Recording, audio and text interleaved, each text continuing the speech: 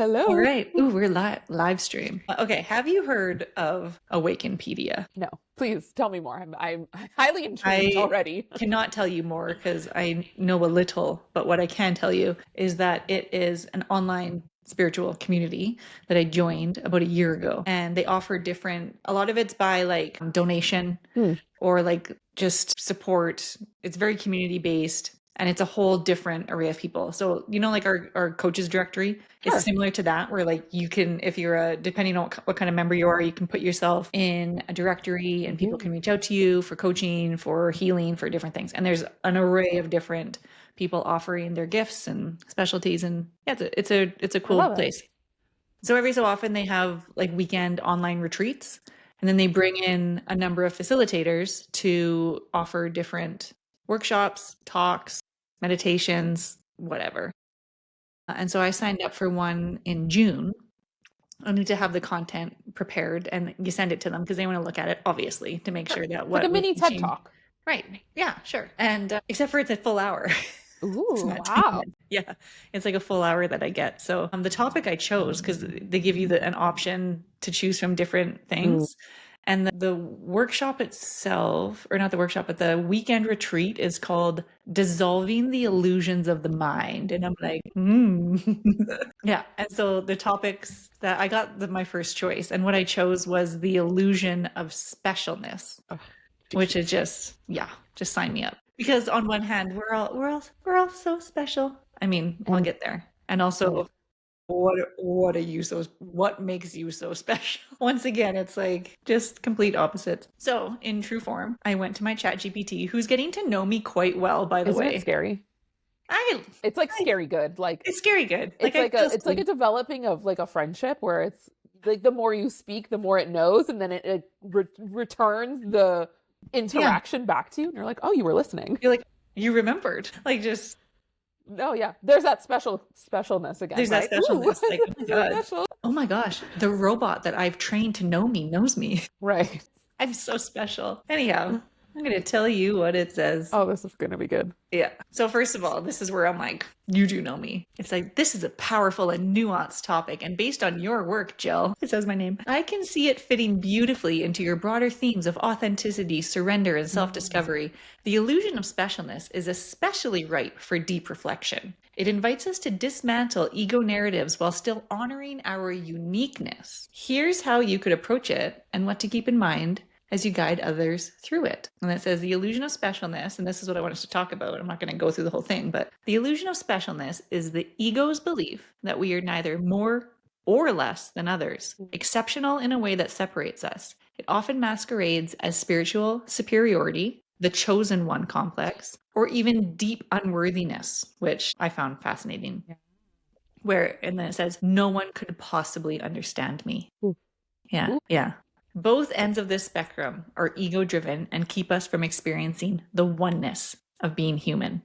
So the illusion is, number one, a coping mechanism for unmet needs in childhood. So attention, validation, love. Number two, a distraction from deeper healing and surrender.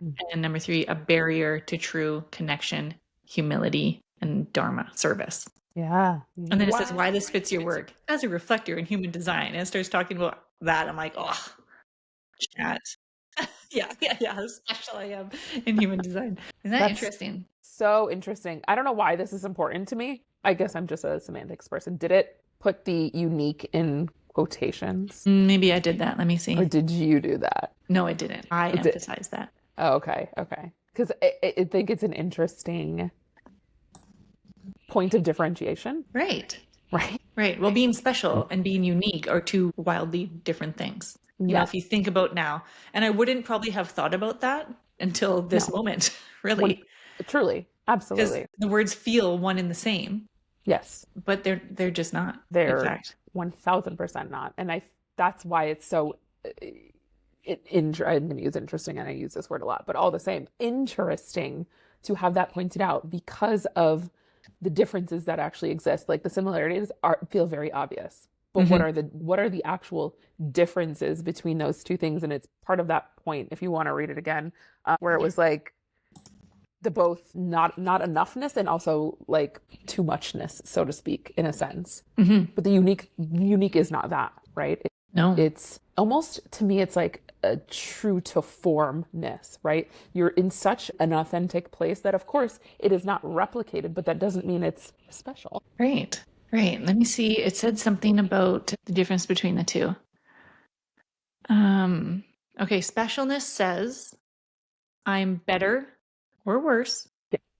and different in a way that you can't understand. Yeah. And then uniqueness says I have gifts that are part of the whole. Ooh. So there was that differentiation, Yeah.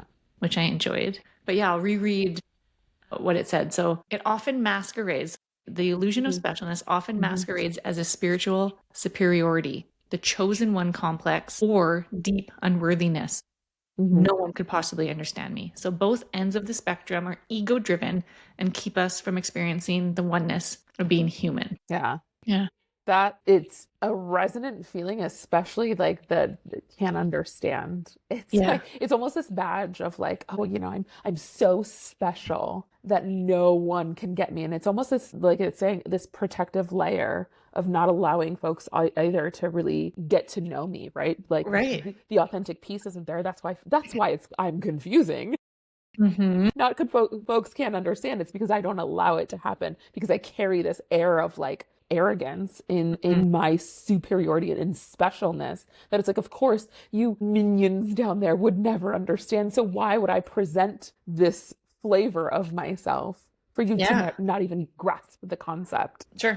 Or also, this pain is so deep and so like too much to handle that if it can just be special to me, then I don't need to try to describe it or experience it. Because if you can just like put that band-aid on, just like you'll never understand anyway, therefore I don't need to talk about it or express it. And I'm just going to stay in this deep dark hole forever. That's so interesting. Yeah, this avoidant layer of, and I think that's what it's saying in the part of like the self-worth kind of thing, where it's like you're so invalidated in your own worth that you have to go to this extreme opposite side of like grandeur, right? Where it's like, what do they say about people with big trucks, right? Why do they say that? Because there's something that they feel like they're lacking, and so then they're presenting something much larger in another way. And that's what that feels like, where it's like the worth of myself is so small that I then have to multiply or amplify the worth that isn't really there. Yeah. In this great way. Do you think there's even a connection to consciousness there, where it's like my suffering is special? Like I can't see anybody that's suffering that deeply describing it as special, you know? Yeah. But maybe that's because it's an illusion. Right. Yeah. Yeah. Yes, I can absolutely see that. It's interesting though how obviously everyone is and everything is different, because like my experience was so the opposite, where it's like I was experiencing trauma after trauma, but like every single time something happened to me, I'm like, this is not, there are worse off people. There are worse things happening to so many other people. Like, shut the fuck up and get up and start doing something about it. And it's because that's my only perspective, right? So like to even understand like this other idea of my experience is so special. So how could you even begin to possibly understand what I am feeling, when the reality is that's both true and not true. There are people who are having the same exact experience as you, and also it's very different because it's theirs and it's their own, it's also through their own lens and their own environment and all of the things that make them unique, right? Which makes the experience unique, right? Yeah. But also so the same. Yeah. So I'm excited. I'm excited to dive in. Like, I enjoy that I asked it to frame something for me and not like the whole thing, you know, because I want to go do the research. That's what I really enjoy about this kind of work, and understanding it from, again, because I'm very special, my own perspective, in order to share it and go down that path. So yeah, I've got this little framework now that I can work with, and I think it's going to be an interesting little research project. Yeah. So is the intention to also have interactive experiences? I always do. I just feel like it just makes the experience so much more tangible, practical, rich. So yeah, I don't want to just talk at people for an hour. Yeah, no. As we're recording a podcast. For sure. I know, right? I don't know why my ADHD brain always wants to know because you when we use the word experience, and I feel like it's not actually an experience if it's not something that has an interaction, right? Mhm. And like what, okay, so X being external, what is a peer? What could that mean? You know, Oh, no. the I see what you etymology. mean. I'm that kind of person. Like, what's the etymology of that? Because I Yeah, mean, we to use the that word word. a lot, like experience, but like, is that really what's happening? Or are we just inundated with information that we're not actually experiencing at Oh all? gosh. I think we're just, there's so much noise. There's so, like, I do not subscribe to many things. I Yeah. like to keep my digital world kind of tight. And even with how tight my digital world is, I'm overwhelmed. It's just one thing after the other. And emails will go unopened for years and I won't delete them because I'm like, one day, one day, one day I'll get to this email until I just have a reflector moment where I'm just like, everything goes mass delete, nothing matters. And then it's all gone. And then it's also all gone though, too, which Right. is interesting. It's like, what is in front of us? The more things we're going to put in front of our eyes and in front of our brains and bodies and to experience is either going to expand in the intentionality of it, Yeah. perhaps, because of our capacity to hold it, or the exact opposite. Do I have one really solid, impactful email today to read today, or do I have 100 to scroll through? You know, am Hmm. I doing one really solid meditation, or am I sampling little mini things online throughout the day? You know, Yes. Yeah. what's the experience? Right. And Right. how do we even determine which one is more beneficial when we're just so inundated Hmm. with the options all the time, too? Yeah. Yeah. Absolutely. The It's like maybe sample. there's this like fear of missing out on stuff because, Yes.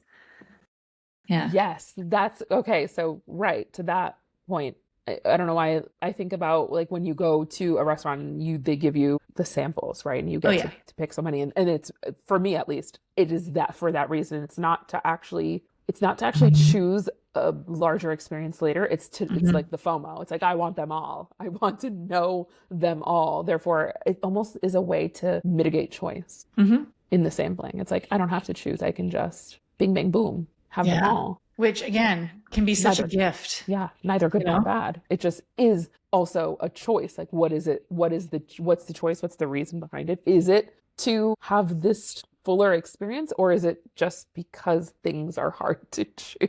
Yeah, right. But again, it's like per person. This is the uniqueness of people. Mm. Or is it specialness? I don't know. Maybe it's both. Maybe we can blend the two. I'm gonna throw special out the door. Just okay. I'm not gonna use that word Fuck that anymore word. until later. I'll bring it back. But this is the uniqueness of everyone. Like, I love what I love, and there's certain things that I'm like, I don't need to try that. I don't Mm. need to. And you'll get people in life. It's like, oh, you're missing out. You're missing out on this. You're missing out on that. Where it's like, I really am not, Yeah. because what I do right now with this particular thing, I really wholeheartedly love. So, am I missing out, or maybe are you missing out on the depth of what that can actually feel like? You know, I definitely Mhm. go through phases of time, but there's certain things I'm not changing. Like I Yeah. love my morning coffee. I don't put anything in it. It just comes it's just espresso and hot water, Yeah. and all other coffees don't compare. And I don't know if it's because it comes from my home or if it's the certain beans or whatever it is, but I've grown accustomed to a certain flavor profile, to a certain like, and this maybe is a lame example, but it's an example. I Right. don't need another coffee. I'm also not addicted to coffee. Hmm. If it's not my coffee, I might not have it because I know it's not going to taste like my coffee. You know what Hmm. I'm saying?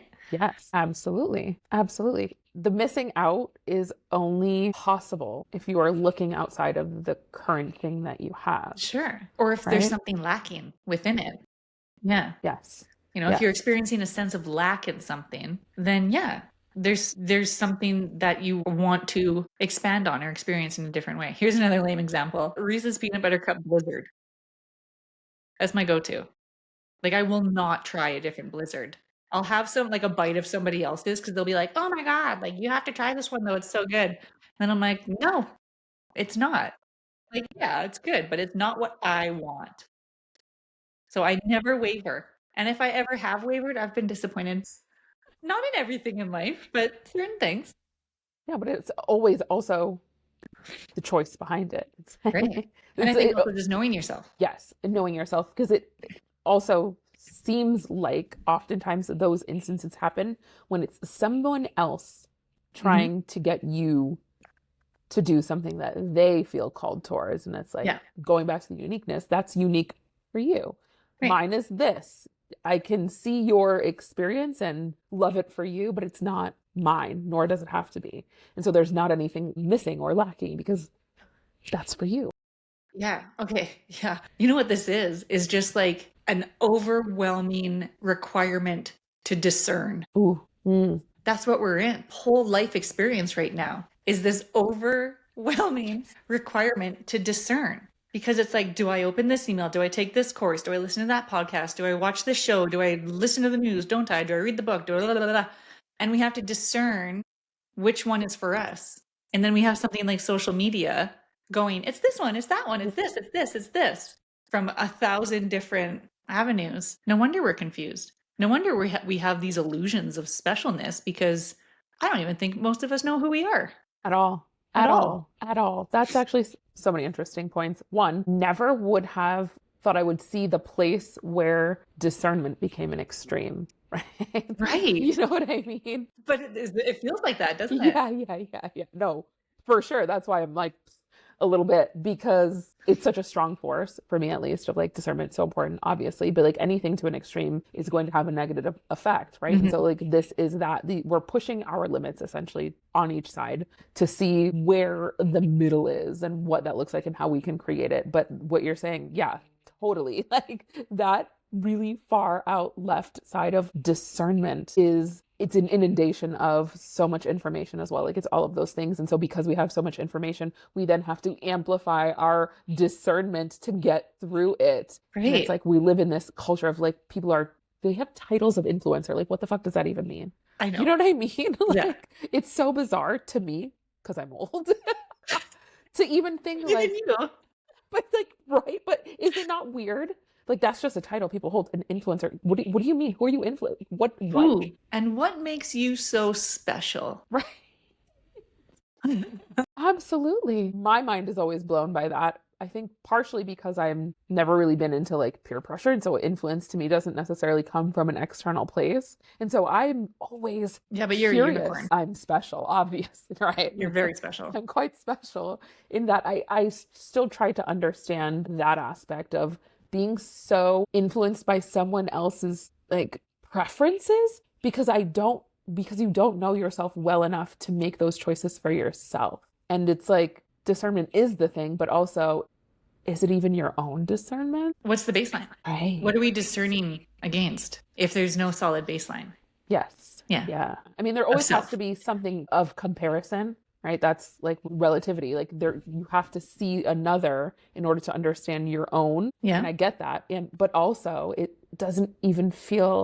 almost doesn't feel like it's like a reflective thing. It's almost like they're seeing through it. Mhm. And it's not never the reflection's never coming back. It's very strange because it's like if you think about like an influencer or so to Mhm. speak, right? You were seeing this person, seeing all of the things that they're doing and almost trying to embody them rather than applying it to one's self, right? So it never fully comes back. It's like you see it, then you just move into it and through the lens of the other person. Yeah. And what part of it can even be yours? Because then a lot of times we're probably just waiting and looking for the next thing The next. that makes us feel. And it's interesting because it all is still in an effort, I think, to be a part of a whole, right? So speaking of, what it says about uniqueness, going, what did it say? Uniqueness, I have gifts that are part of the whole. Well, no, that doesn't really relate. But, it's like this is why I think many of us jump on influencer trains or trends or whatever it is. It just make me think of Costco. Why? I don't know. Well, I do know, and I'm going to explain it because Costco sells clothing. Sure. And there's usually like a trend, and then Costco picks up on it, and then everybody buys it from Costco that goes to Costco because it's a little bit cheaper and it's like just en masse. And then like I just see this, I don't know, maybe it's just my own experience. But I like there's a shoulder bag that many people have right now. It's just like a little thing. And it's a little shoulder pack. It's like not quite a fanny pack. It's a Just like shoulder square. pack. It's probably the Lululemon one that then everybody Yeah, made. that thing. And there's another brand of it. Like it's not Lululemon at Costco, but it's like it's close to that. I don't know what it is. I don't know Anyways, brands well. doesn't matter. Everybody has it. And you just walk around, everyone in Costco's got the bag. And I'm like, what's happening? You know? Or it's like I'll walk on the street and I'll see someone in like a plaid jacket, like a what were they called? Shackets? This might have been a Canadian thing. Tell me more about a shacket. Tell me more about a A shacket. shirt jacket, is that what you mean? I think. I don't know. I never got one, but or maybe like a sweater jacket. Like Okay. oh no, a shirt jacket. That makes more sense. Jacket. Okay. So it's like a plaid, like heavier than shirt. I think there's one hanging up right there. Yes. So it's like It's a jacket. See? I'm actually Point proven. I'm like that hanging. That right there. That thing. Yes. And then all of a sudden it's just like everybody's in a shacket. And no shade. Who fucking cares? This is the point. This is my point. Who fucking cares? And it's like, on what end of the spectrum are you? Are you getting the shacket because it's comfortable, affordable, trendy, it looks good, you know? Yeah. Or are you getting the shacket because the influencer told you to? And then there's this whole spectrum in between. And maybe there's no point to this at all because there's never a point to anything that you and I talk about, but who fucking cares? But it's like, how do you discern? Yeah. How does one who's in it discern? Yes. Yeah. And I think also either way, it doesn't matter. Like everything Never. we say, right? It doesn't Never matter. matters. But what I think actually kind of does at the end of the day is, was it intentional for you? If it's because the influencer said it was cool and that's what you want to do, cool. Yeah. I also don't care. But like, is that it? Or are you trying to find yourself and you're just using this as the avenue and are actually not creating the discernment that you think is at the end of this road, right? Perhaps it's more about what is this going to provide me with? What's the, I don't want to say end game because there's never an end. Sure. But what's the intention is what we go in. The outcome, essentially. I'm like, I'm going to make up a word, the out tension. Can we? Out tension? Out now, tension. Again, here goes my etymology. What does tension mean? Oh, yeah. Well, tension. Well, not tension spelled that way, but. Tension and not the tense verb. Yeah. But in the. Like TEN, not TES. No, TENS. TEN. Yeah, that one. See meaning. Okay, I'm gonna have to look that up because now I'm intrigued. I've got all these words to look up. Add it to your list. I've got all these words. All the words. Okay, but outcome. What's the outcome? What are we trying to? Right. What are we trying to attain here? Do we want people to look at the shacket and be like, so and so wears that too? You're part of the community. That speaks to the group part, then, right? Yeah. Right. Where it's like, of course, I do this to be part of the group. Again, nothing wrong with that. But is that it, right? Is it to feel like part of something, to feel included, to be seen both as an individual, but also as part of the collective, the whole? Yeah. Right. And so it's funny because like we talk about uniqueness being the special gifts as part of a whole. And so having influence, okay, I'm going back, I'm spiraling because it's like, then there's this illusion of specialness going, I'm the one that's influencing the shacket. I was the first person to wear a shacket and now millions are wearing shacket. So is there a specialness there? Or is that unique because they're the first one, but then the uniqueness because it just goes so widespread dissolves? Also cyclical. And very cyclical. We think that we were the first. At this point in 2025, nothing is it's all been done. No thought, no idea, no line, no lyric, literally none of it. Like I just don't believe in that anymore. Does that make me special? Maybe because that's a different way of thinking, but like at the end of the day, someone else is thinking that as well. There's literally somebody right in this moment probably having the same conversation. Yeah. Probably. Yeah. Why not? Because why wouldn't there be? Because why wouldn't there be is the reality. Why wouldn't there be? Yeah. It's just making me think of how we discover things. We don't invent them. Yeah. You know? It's like, because it speaks to this speciality thing that we think that exists. And like, even now I'm taking this even deeper and maybe going a little bit political, but like thinking about, at least in the United States, like copyright law and things like that, it's like that was never yours. It was never yours. You were Yeah. just the very first person to put your name on it and ask for money and ask for the government to stop other people from making money and using an idea that is universal. Yeah. And it's so hedonistic. It's so egotistical. It's special. It's special, right? Isn't that strange? There's some illusion of specialness right there. Yes. Yeah, that I own this. Yeah. Yeah. Yep. Oh God, here's a whole nother podcast. Like, well, if you think about ownership, you know, just in general, like, do I own this house I live in? Not really. You know, like, do I own my children? Definitely not. Definitely but you take a sense of ownership over them. But then there's a line that's also drawn in ownership and responsibility, right? Because technically one cannot say that you own another human being. Let's not do that, right? No. But also their actions are so tied to you that it almost feels like so, right? It's like that high level of responsibility for their actions at this age. Exactly. So then that ownership, then you feel like there's a level of ownership, but just because you feel it doesn't mean the autonomy isn't there. Yeah. Right. You're just not choosing to see it. Not and just you, because but like, I feel it and take responsibility for it doesn't mean that they respect that even or take ownership over that, nor even understand it. Yeah. Yes. This is so interesting because I obviously I don't have children. Having been in my sister's home with her son and sort of watching how children are, and it's like, oh, it's so interesting. But you see the way that actually plays out in this sort of push and pull game of like, do what I say because I own you, but it's like, no. And they actually don't have to. Like, you will, tried and true, they won't also a lot of the times. Don't I know it? Don't I know that? I've learned so much from my kids. It's actually insane. Crazy thing. Speaking of discernment and speaking of a sense of self, it's like there's an abundance of room for growth in your life. An abundance. Kids or no kids. But it's like the moment you think you've got it figured out, especially with kids, it's like, just kidding. They just take they just go down a completely different path. And then you're like chasing them. Oh, I guess I got to figure out this path. And like, you just try to get ahead so you can like be the guide, be the leader. And then they're like, just kidding. They actually turned around about half a mile ago. Yeah. You just weren't looking. Oh, right. Because I start getting into my own ego of like, look at me parenting. Totally. Yeah. I am 1000% nailing this. Yeah. Okay. So take out parent and insert human being. All of it. Yeah. All of it.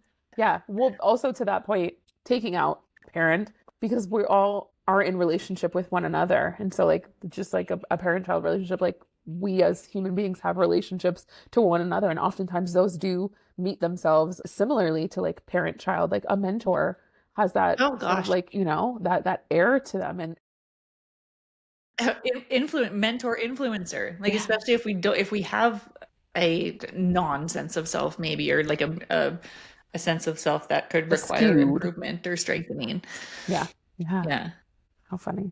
But it's also a part of it. It's like, of course we're doing that, and especially as young people, of course we are. Like, I put myself back into my teenagehood. I don't think I made a decision on my own, you know, like I looked outwardly to see what the group was doing.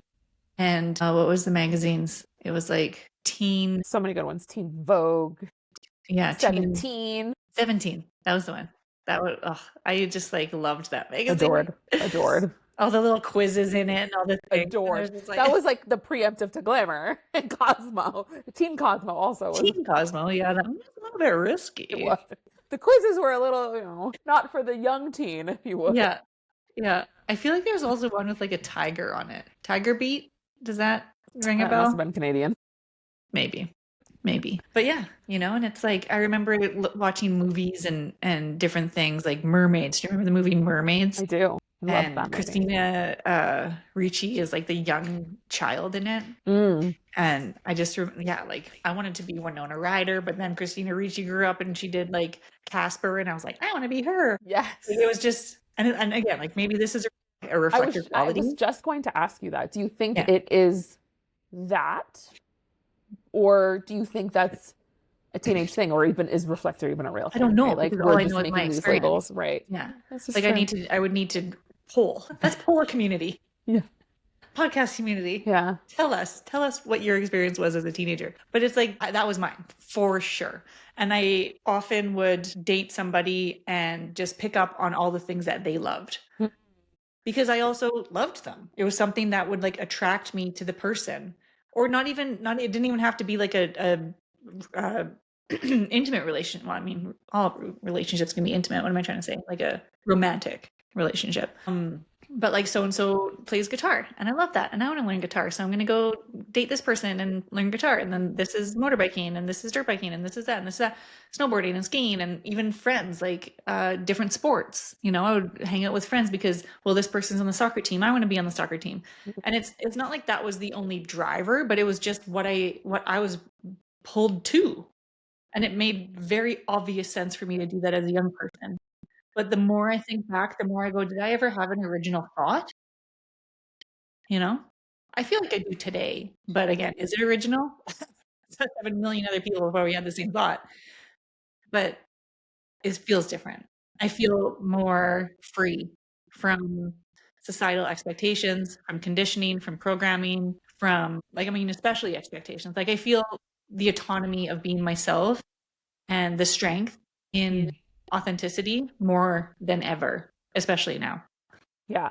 That also lends itself potentially to just phases of life. Yeah. Right? Right. Obviously. Obviously, that's what I mean. Teenagers, they do not know. Just They like don't we know. do not know.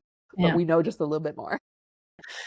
Yeah. And also young people are just so like, even look at our young students that we have. They just really feel connected. Yeah. Is that real? Right.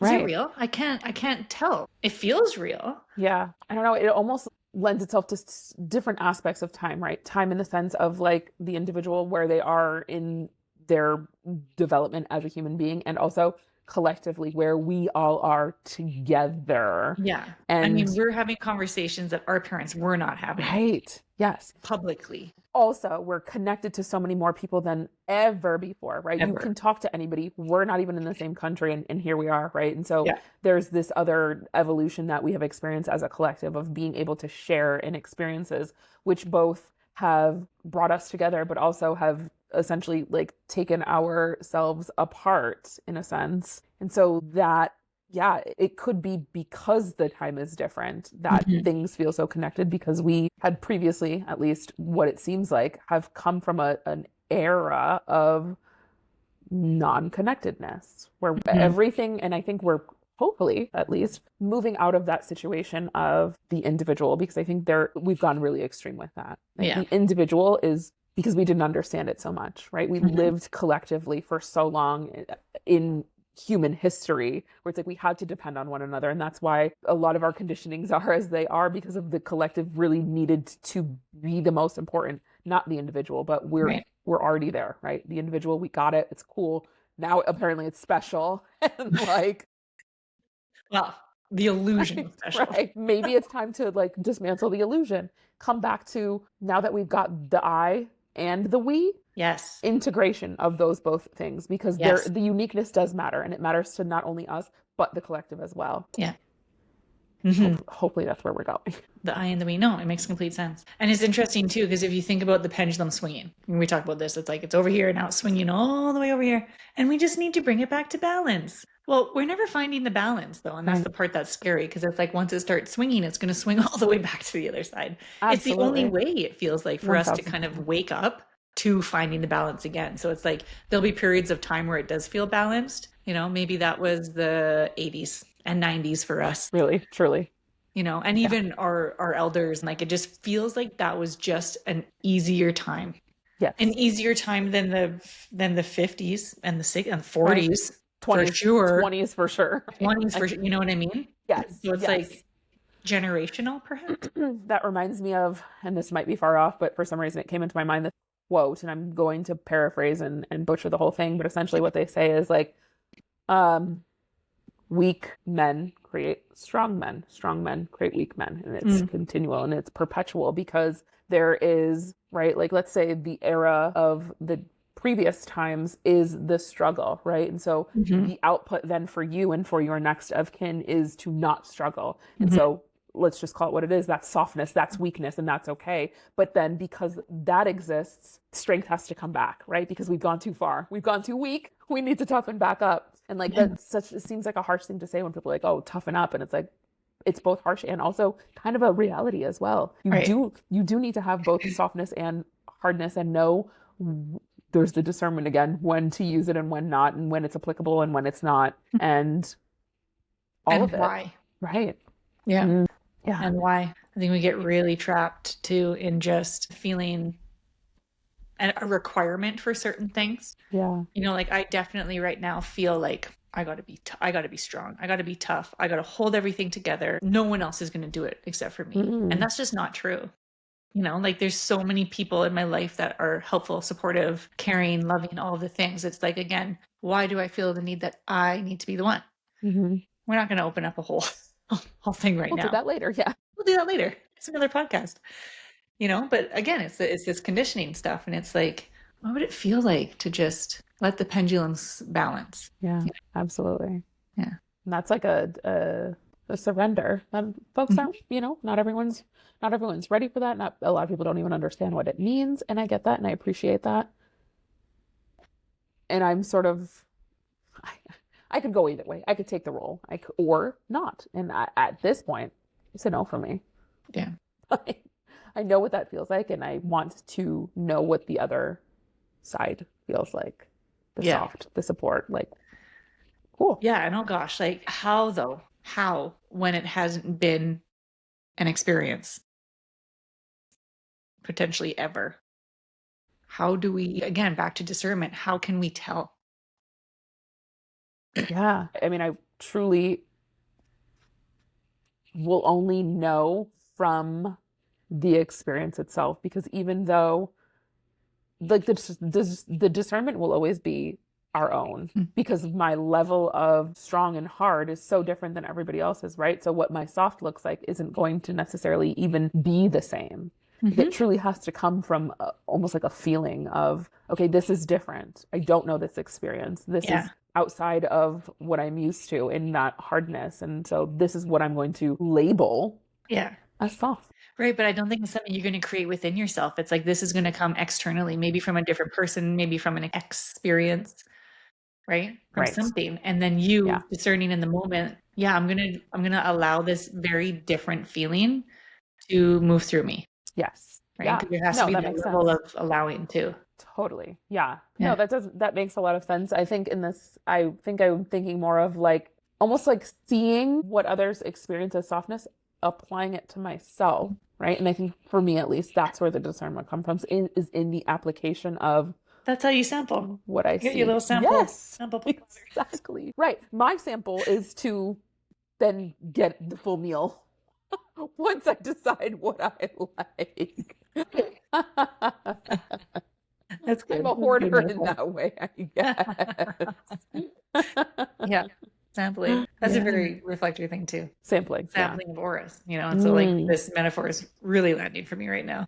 I love that. Yeah, no, it makes a lot of sense, especially with what you're saying about relationships and like the reasons why you were drawn to them. It's to sample those things, and essentially also to what you said landed in that same sense of now you feel like a truer version of yourself because of the sampling prior to. Right, because I adopted things into my life to today. I won't say forever, but still, you know, after decades of experiencing it, it's something that's become part of me. Yes. Yeah. Sampling. Right. And it's not that, it's not that it goes away. It transforms, it changes, it evolves. Like the sampling still happens, but maybe the discernment comes a little bit quicker, and the realization that, oh, that was fun, but like I can drop that now. Yeah. Yeah. Yeah, totally. And then it also like, I'm having this little intuitive hit where it's like, and also, you know, like you don't have to do everything yourself, you know, because it's another just kind of one of those qualities that I've grown up with where it's like, I'll do it myself. I can do this myself. Like the hypervigilance, not needing anybody else. Yeah, that's landing, I think, with even my own perspective, understanding of like how to create softness. That Well, feels listen to very what you're strict saying, and though. hard, right? I'm gonna create softness. Literally, no, it's in the way that we see my thoughts are my words, right? Whether I realize it or not, like the unconscious part of me is always doing it for myself, Yeah. by myself. Yeah. Full stop. And maybe that's the part for me to allow is maybe release. I'm not creating anything actually. Like nothing is created. We're not even inventors anymore. What am I actually creating? We're discoverers. We're discovering. Yeah, we're discovering. All right. Well, I'm going to ponder that for a while. Yeah, I'm going to ponder all of these things. All of these things, yeah. And we'll this is good. I'm excited to hear how this turns out and what comes to be with this workshop. Oh yeah. I'm like, what? That's where we started. Sure, we started. You didn't know. Oh yeah, the workshop. Yeah, I got to work on that. Yeah. No, that'll be good. It'll be good. You can be my test subject. Yes. Sample subject. Sample subject. Sample. We're softening. These words that just this is gold, by the way. Maybe this should have been my word of the year. I think I chose initiatrix. Ooh. Which is very powerful. Very. But maybe it was a bit much. Maybe we could soften. Yeah. It's such a hard word. Yeah. It's such it was very motivating and inspiring at the time. You know, for sure. And it still feels very apt. It's like what we do for our work. We Absolutely. initiate people. Absolutely. But do I need to label it? Do I need to take on that energy all the time? The year? I was actually just thinking that how maybe because obviously different times of the year have different energies and it's let's use something really activating in the beginning, but June comes around, I'm feeling so much less tricks of anything. You know what I'm saying? It should be seasonal. Yeah.